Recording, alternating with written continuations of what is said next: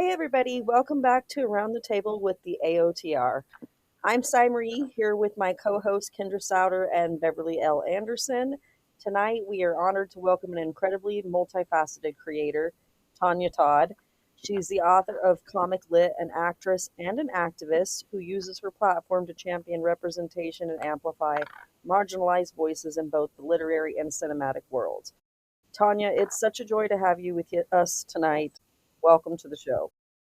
Meow, and thank you for having me. We're so glad you're here, Tonya. Your work really resonates with us, and I really can't wait till we get into it. Absolutely. You're doing some amazing boundary pushing work. Thank you. Okay, Tonya, can you tell us a little bit about Comic Lit and how it came to life and what inspired you to write it? Yes, Comics Lit is an essay collection, and I wouldn't say I'm the writer. I am a co-editor and contributor to this essay collection that takes the comic books that we know and love and kind of talks about how they are a form of high art and how many of the stories that we're familiar with harken back to the days of classic literature, the Bible, mythology, and history. Some of the characters are direct reincarnations of some of the characters that we've known from other fiction.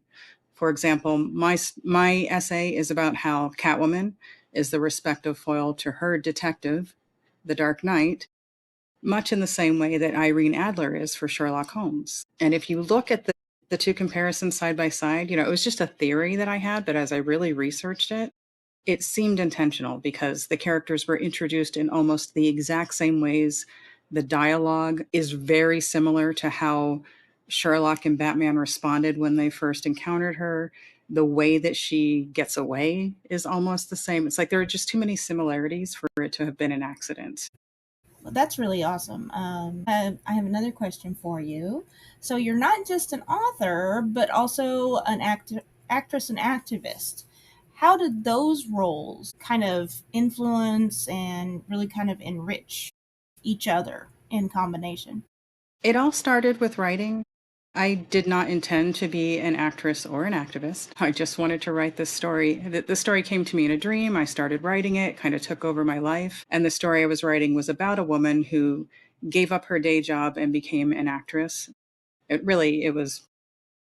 started off as Loki and Storm fan fiction and then evolved into these other characters based on Loki and Storm and his obsession for her. But in her story, she became an actress. And somehow that all manifested into my own life. Like what I wrote, details that I wrote in this story started happening in my real life. Unfortunately, Loki didn't start stalking me, but there's still time. But I lost my job while writing this and hadn't told my boss or, anyone outside of my immediate circle. There were maybe 3 people who knew that I was writing. And my boss said, "I'm sorry, I have to let you go. I can't afford to pay you anymore. We're doing away with your position," and ended up giving me the exact same severance that my character got in the story, which is wild. And then he said, "I think you'd be a really good actress and model, so I'm going to introduce you to my friend, and she'll help you get started in the business if you're interested." It's like, okay, that felt like divine interventions. I guess I will listen to the universe and see where this takes me. But I kind of wrote it into existence.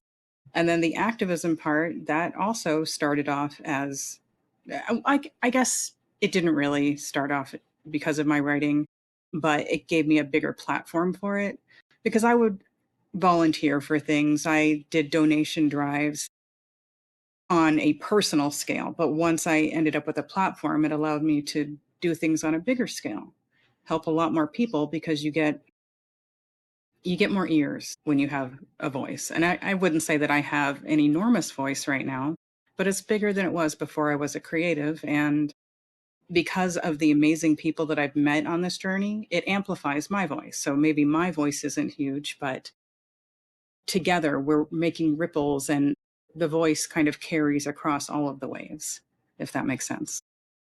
Absolutely. And that is beautiful to see and hear. So, representation is at the core of your work. How do you see your role in shaping fairer narratives in both literature and film? Well, because I am in this industry, I feel like I'm very blessed. It's not something that is is as easy for someone who looks like me or even my gender. It's still that across the board, it's nowhere near equal for everyone. And so because doors have opened for me, I feel like it's my job to keep them open for the people coming after me. I didn't get where I am on my own.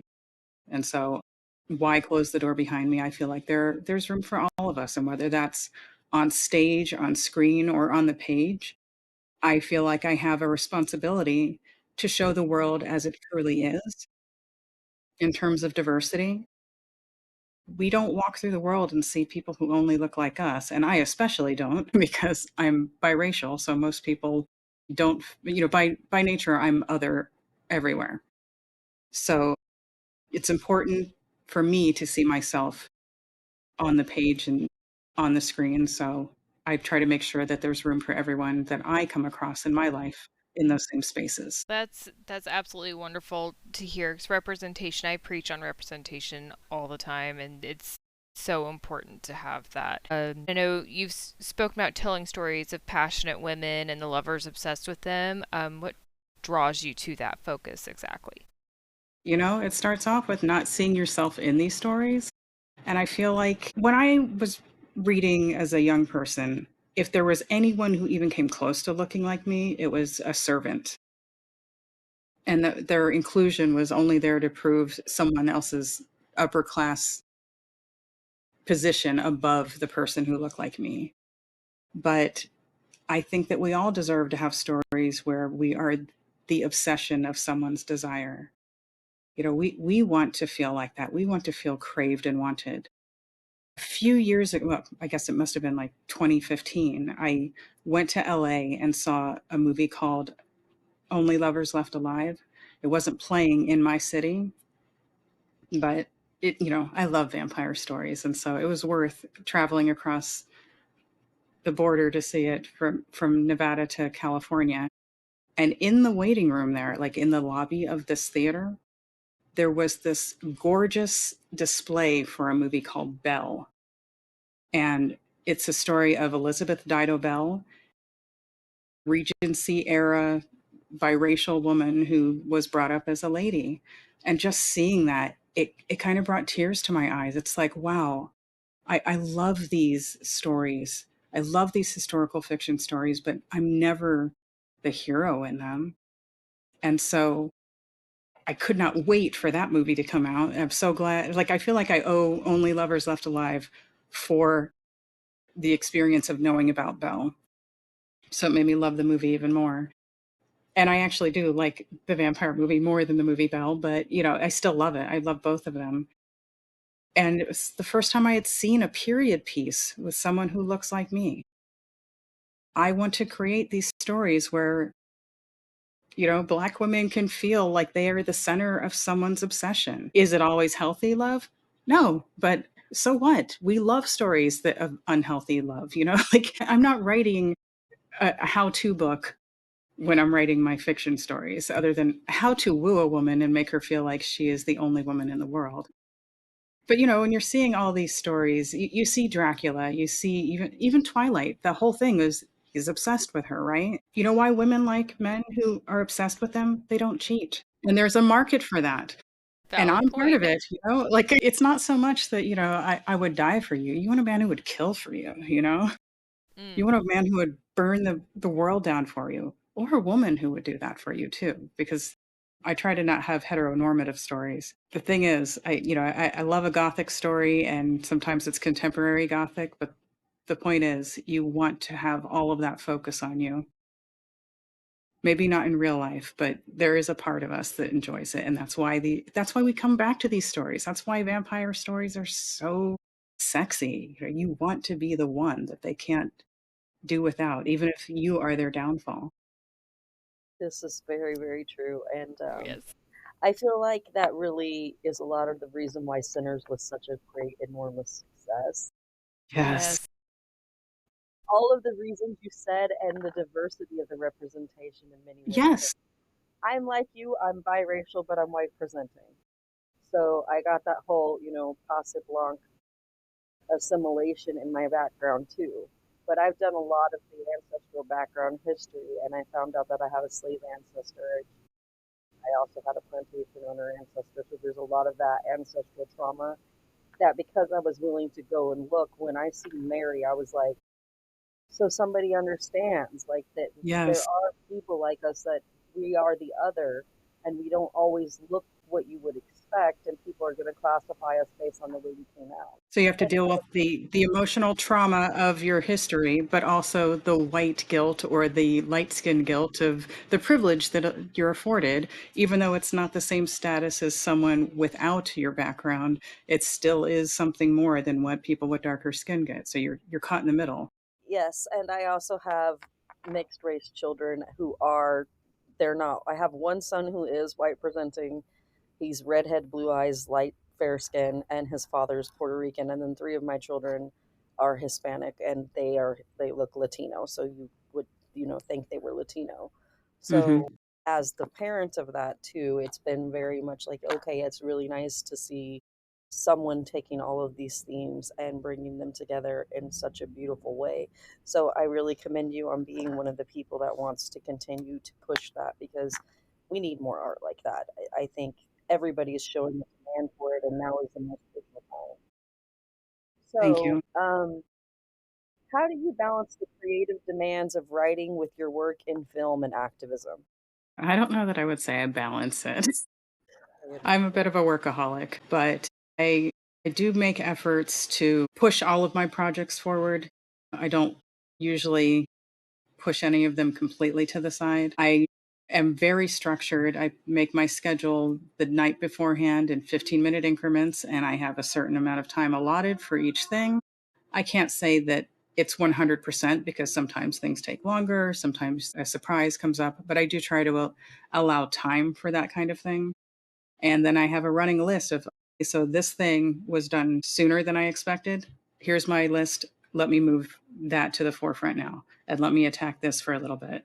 I keep a schedule that has it's a multicolored schedule. It's really more than one calendar.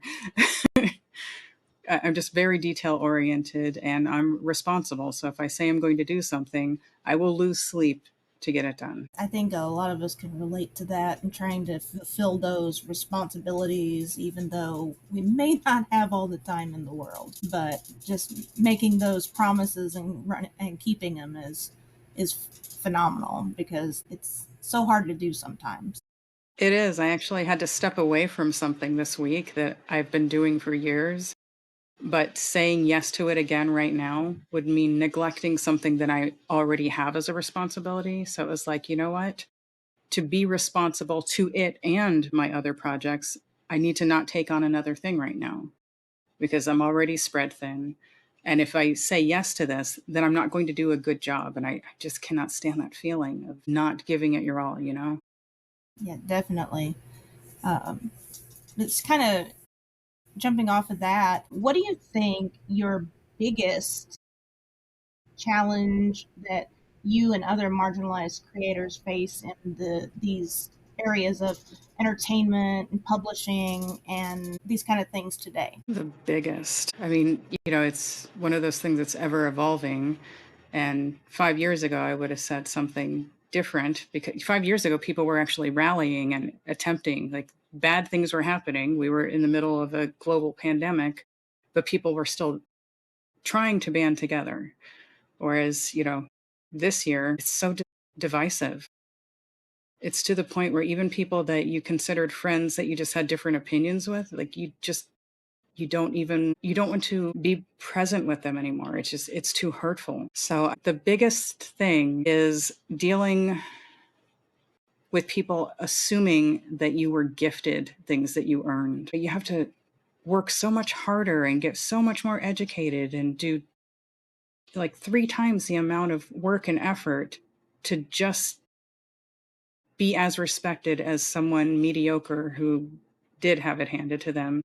And the only reason that they have that respect is because they fit some kind of stereotype for what success should be. And I think it's going to be years before we can get to the point where it feels equitable and that we all feel welcome in these spaces. All you can do is find like-minded people who care more about the art than the color of your skin or your gender or your sexuality or whether you have a disability or not. And just like, what can you do? Let's work together. Find your people. And I have been very blessed to find a lot of just wonderful, accepting people who take you as you are and run with it. You know, they're willing to see, how can we collaborate together? Let's work together. Yeah, that's beautiful, and it's powerful to hear how your advocacy and artistry flow together. It really underlines why the intersectionality and everything and representation matters so deeply, which is part of the reason why we're so honored to have you at the table here today, because you resonate with exactly what we came together trying to do.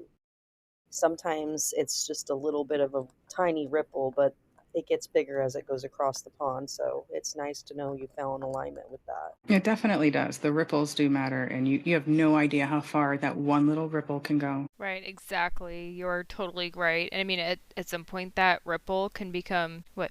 Tidal wave. Who knows? Right. It's Your like you're ripple can saying, inspire other ripples, and those ripples together, they exactly. will make that tidal wave. Exactly. Like you're saying now, so many things are so divisive now, and it may take years, may take decades even to get back to where we feel like maybe we're coming back together again to achieve a common goal. But right now, unfortunately, that's just not where we are. Just kind But you of, are able to see the people who are truly in your corner, right? Like there is a yeah, positive in this, that, okay, now I know I can't count on you. And that's a great thing to know, because when you need someone, you're not going to waste your time there. You're not setting yourself up to be hurt. Just be glad for the people who are wearing the signs that say, not me, I'm not here for you. Great, thank you, I'll move on. yes, exactly. And so you've served on some boards and worked in multiple communities. How has that advocacy shaped your perspective as an artist and human being? I have worked a lot behind the scenes. So, number one, it would be, there is so much more work that happens in organizations than you could possibly imagine. You know, I've worked on the board of Henderson Writers Group. So not only is that an organization that it's the biggest writing group in Southern Nevada. So it seems like it's just writers getting together. What could they possibly have to organize? But they do 3 meetings a week. They do critiquing. They have workshops. They're trying to serve the community. There are events that happen in town. When I was the education chair, I put on the first of its kind. We did a diversity and inclusion workshop that taught writers how to write outside of their perspectives, because we're asking for inclusive fiction, right? We want people to be more inclusive.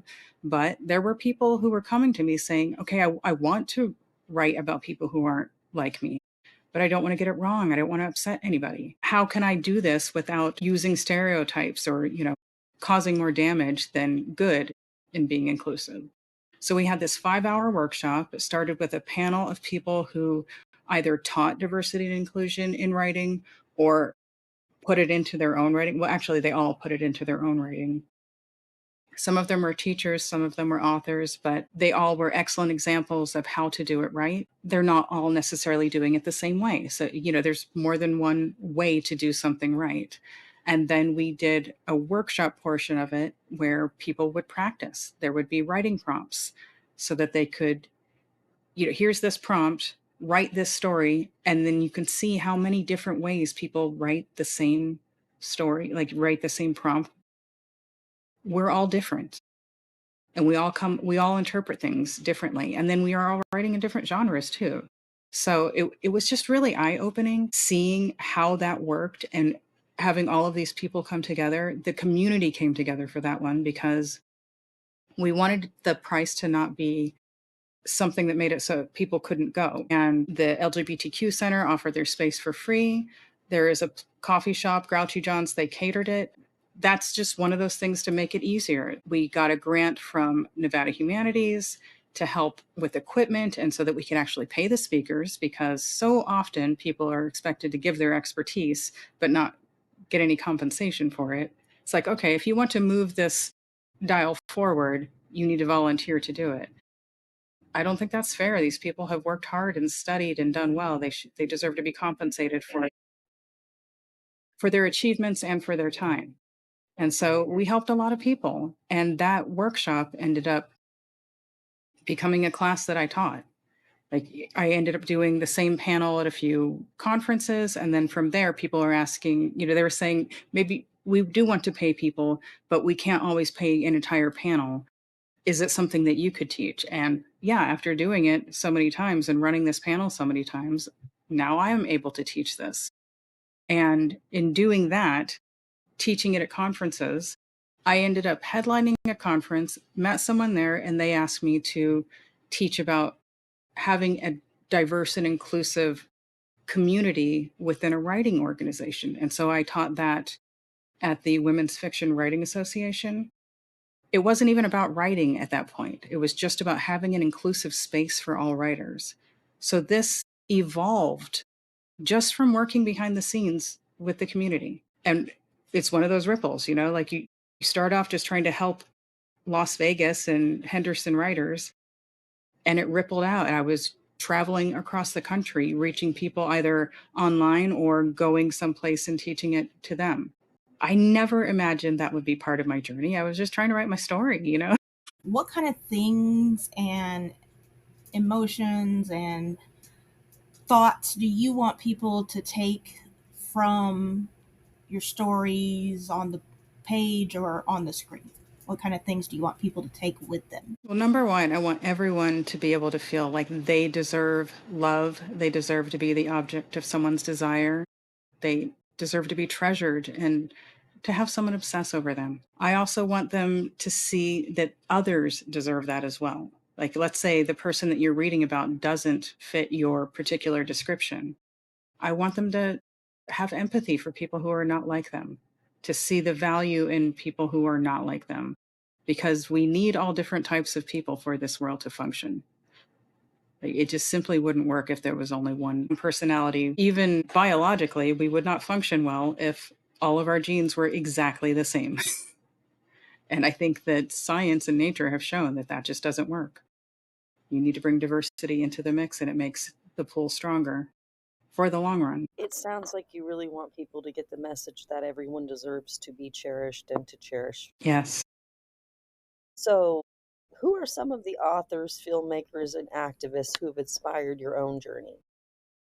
Ooh, that is a long list. Summarize quickly a few. Yeah. So Vanessa Riley is the first person who came to mind. She is an amazing author, and I met her online at a writing conference, but they had it structured so that you could just like sit at virtual tables and talk to people. She was one of the real big speakers there, and she still made time to sit and chat with people. Like, she didn't know who I was, and she talked to me for like half an hour. And she didn't know who I was.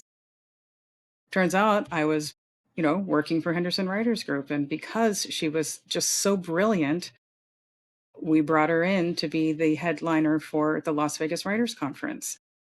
But she wasn't working me to get something like that. She was just being gracious and wonderful and giving her time. And that's how I learned, yeah, she's fantastic. She also happens to be writing about Black women in history that most people don't know about, actual Black women whose stories have been erased. And she's bringing those stories to the public and shining a light on these real histories.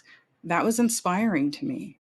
She's so good at research, and she wrote about a Black woman from the Caribbean who dated a prince of England, a prince of England, I should say. Isn't that something that it seems like we should know? Absolutely. But we're told that there were no people of color in Regency England. Yes, there were. Yeah.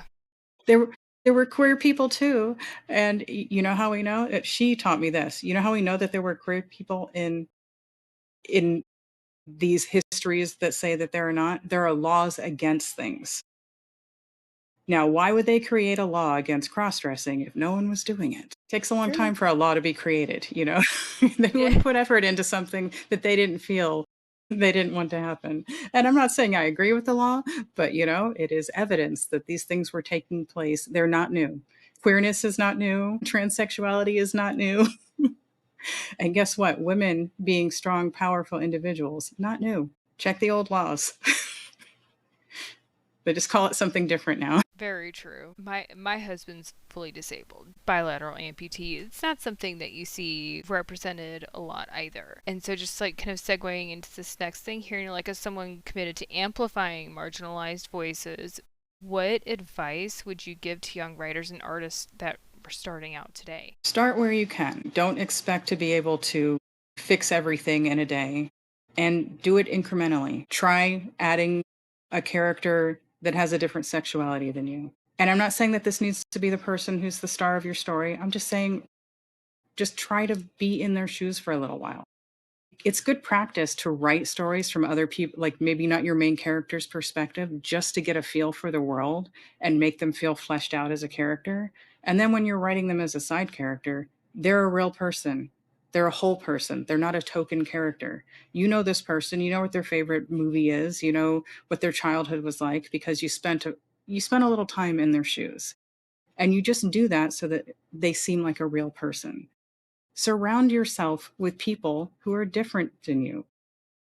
Don't just, go through this tunnel of everyone sees things exactly the way I do. I do a series called Banned Books Conversations. And the first year that I did it, I was worried that I would be like doing this program in a vacuum. Like, okay, so I've invited these people. I do 7 different panels on 7 different banned books every year.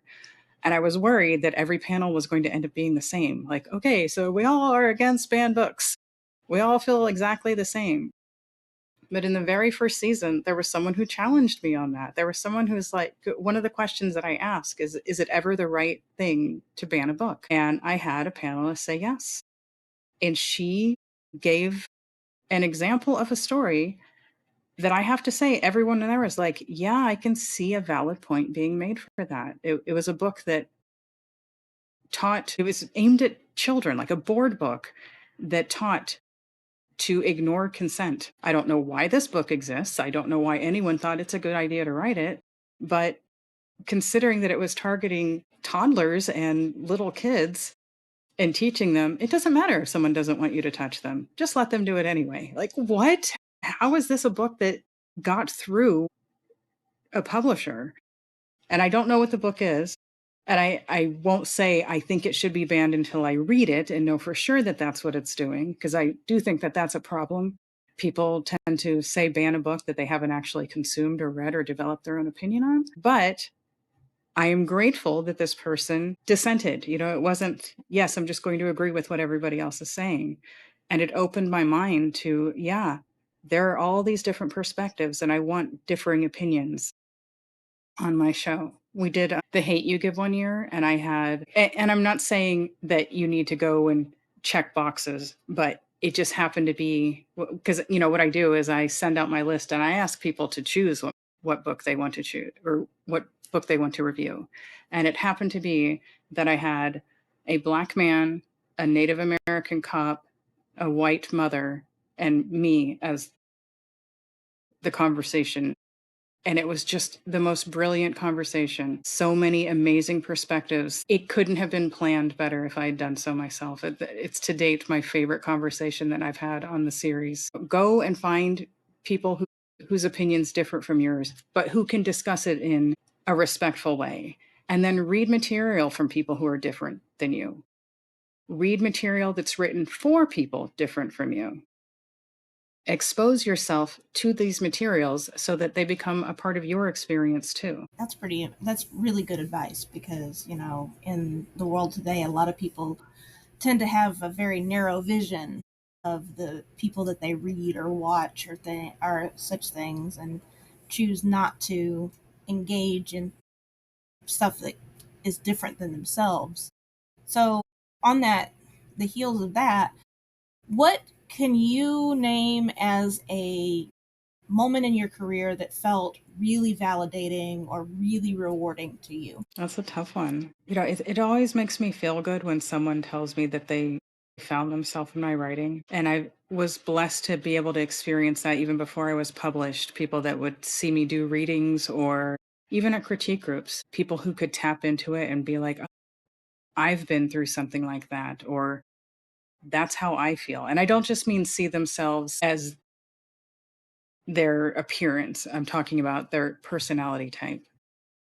Because Catwoman is my favorite character of all time, and she does not always look like me, although sometimes she does, but I liked her before I'd ever seen any version of her that looked like me because of her personality.